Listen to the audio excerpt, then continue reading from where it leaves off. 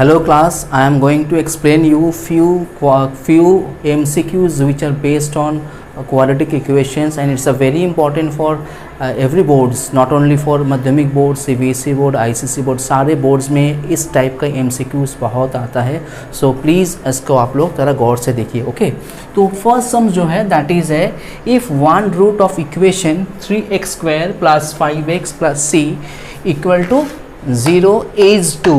इसका क्या मीनिंग होता है? इसका मीनिंग होता है, अच्छा सबसे पहले ये रूट क्या होता है भाई? रूट, ठीक है, जस्ट 1 मिनट में हम लोग सुन लेते हैं, एक बार रिवाइज कर लेते हैं कि रूट्स ये होता है कि एक इक्वेशन है ये, ठीक है, कोई भी एक इक्वेशन होता है. हम लोग क्लास छोटा क्लास में भी, हम लोग क्लास 7-8 में भी जब मिडिल टर्म फैक्टर हम लोग करते हैं, एक इक्वेशन होता है दैट इज़ इक्वल टू, उसको हम लोग 0 लिखा हुआ रहता है और उसको हम लोग सॉल्व करते हैं. तो फिर x का जो वैल्यू आता था कि मान लीजिए कि x का एक वैल्यू 5 है, x का दूसरा वैल्यू 2 है, ये जो x का वैल्यू आता है इसी को हम लोग बोलते हैं रूट. ठीक है, तो हमेशा हम लोग देखते हैं कोई भी इक्वेशन में अगर x² होता है तो उसका दो वैल्यू आता है, तो इस 2 वैल्यू को 2 रूट माना जाता है.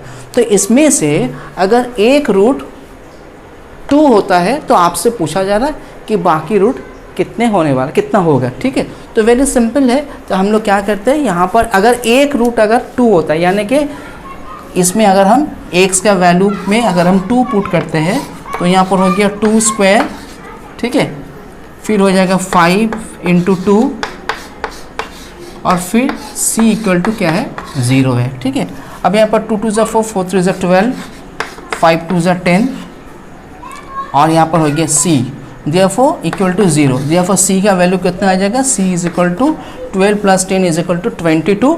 22 उधर जाने से c का वैल्यू कितना हो गया, -22. तो c का वैल्यू कितना आ गया, -22. अब हम लोग क्या करेंगे, इसको मिटा देंगे और मिटाने के बाद फिर इस इक्वेशन को हम लोग लिखेंगे 3x² + 5x और c का वैल्यू हम लोग कितना निकाले, दैट इज इक्वल टू -22. तो इसमें हम लोग कितना पुट कर देंगे, -22 इक्वल टू 0. अब इसको हमको मिडिल टर्म फैक्टर करना है, तो हम लोग यहाँ पर साइड में करके देख सकते हैं. 22 को अगर स्प्लिट किया जाता है so it's become 22 is equal to होता है 2 × 11. ठीक है, और 3 तो ऑलरेडी 3 है, तो 3, 2 और 11 का कॉम्बिनेशन में हमको कितना लाना है, हमको इसका कॉम्बिनेशन में 5 लाना है. तो हम आसानी से कर सकते हैं. 3 × 2 = 6 होता है और उधर में रहेगा आपका 11, तो 11 से 6 जाने से कितना होता है, 5 होता है. तो इसको हम लिख देंगे 3x² 11 - 6, ये इसका जगह में पुट कर दिया, -22 equal to 0. Therefore 3x² 11x - 6x -22 equal to 0.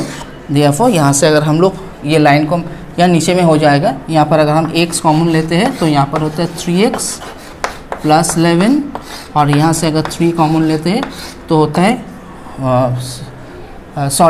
2 common लेंगे, यहाँ से 2 अगर कॉमन लेते हैं तो होता है 3x + 11 इक्वल टू 0. ठीक है, तो ये लाइन को मिटा दे रहे हम. Therefore 3x + 11, 3 + 3x + 11 कॉमन और इसका अंदर में पड़ा हुआ रहेगा आपका x - 2 इक्वल टू 0. ठीक है, तो एक वैल्यू कितना हो जाएगा, इसको मिटा दे रहे हैं. ऑलरेडी x वैल्यू तो x इक्वल टू 2 हो सकता है, यहाँ से वो तो दिया हुआ है 2, तो दूसरा वैल्यू कितना हो जाएगा, 3x + 11 equal to 0. Therefore 3x is equal to 11. Therefore x is equal to 11 ये माइनस है, माइनस, तो x का वैल्यू कितना हो गया, -11/3. So this is one kind of sums. तो इसको मिटा दे रहे हैं हम लोग. ठीक है, go for the next sums.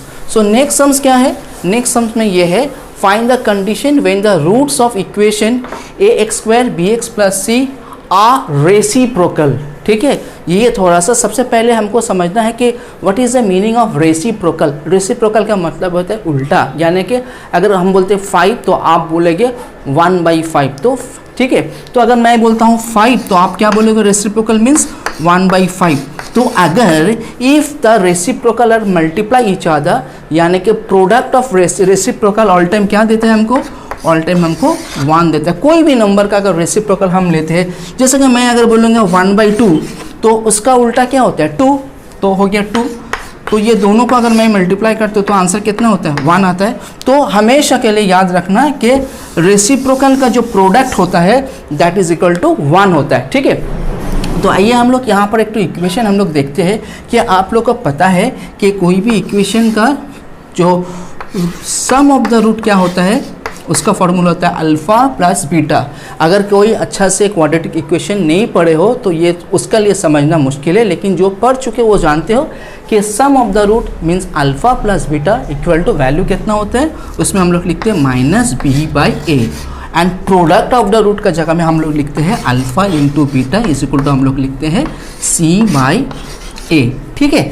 तो यहाँ पर अल्फ़ा अल्फ़ा है एंड बीटा का जगह में हम क्या लिखेंगे, क्योंकि यहाँ पर बोल दिया कि find the condition when the roots of the equation a square b x plus c are reciprocal, एक दूसरे का उल्टा है न कि, यानी कि पहला वाला अगर अल्फ़ा है तो दूसरा वाला कितना हो जाएगा, दूसरा वाला हो जाएगा 1 बाई अल्फ़ा, क्योंकि अल्फ़ा का ऊपर उल्टा होता है 1 by alpha, so it's become 1 by alpha.